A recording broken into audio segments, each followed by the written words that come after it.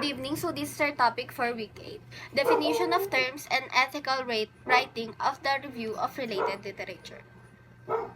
Terminology. So let's study this one. So definition of terms is a section of the research that lists the terms used in the research. Ethics, the proper and accepted norm of manners. Ethical writing is the manifestation of the practice of the ethics in research. Copyright is referring to all rights that are given to the author of a published work.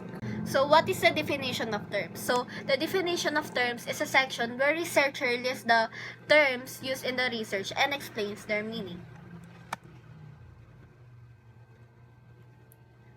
Here are some examples. Literal term and operational term. So this section offers definitions of terms in two ways. Literally, it describes the meaning of the term exactly, and operationally, it describes how the term used in the research. It describes how term is used in the research paper. Next, here are some examples of literal term. Ethical writing. So ethical writing is the one that have specific ethic codes and institutional regulation that govern research, which place a strong emphasis on appropriate acknowledgement, language, and veracy in scientific studies.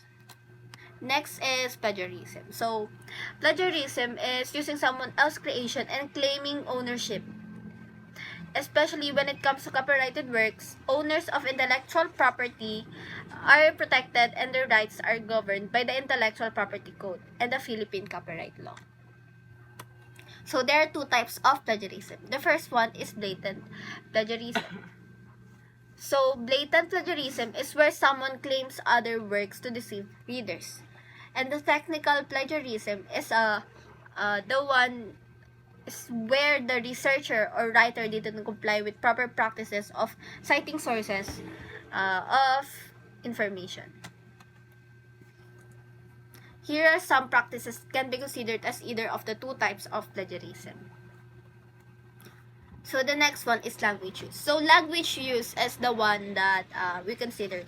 Using offensive words may have a sensitivity to the audience, because not all audience are open to those words, those offensive words.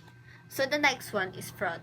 So fraud in research writing occurs when someone presents false information to finish a study which damage the researcher's credibility. So the next one is honesty. So honesty, this means researchers must maintain the honesty in reporting data, results, methods, and publication status, avoiding fabrication, falsification, and misinterpretation, while also considering deception of colleagues, sponsors, or the public. So the next one is objectivity. Objectivity is the one that we should avoid or reduce the amount of bias and self-deception in grant writing. Expert testimony, data analysis, peer review, hiring decisions, and experimental studies.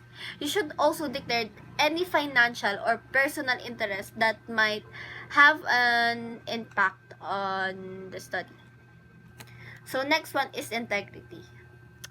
Integrity is the one that aims for consistency in both your thinking and behavior by accepting your commitments and agreements and behaving genuinely, especially towards the research participants.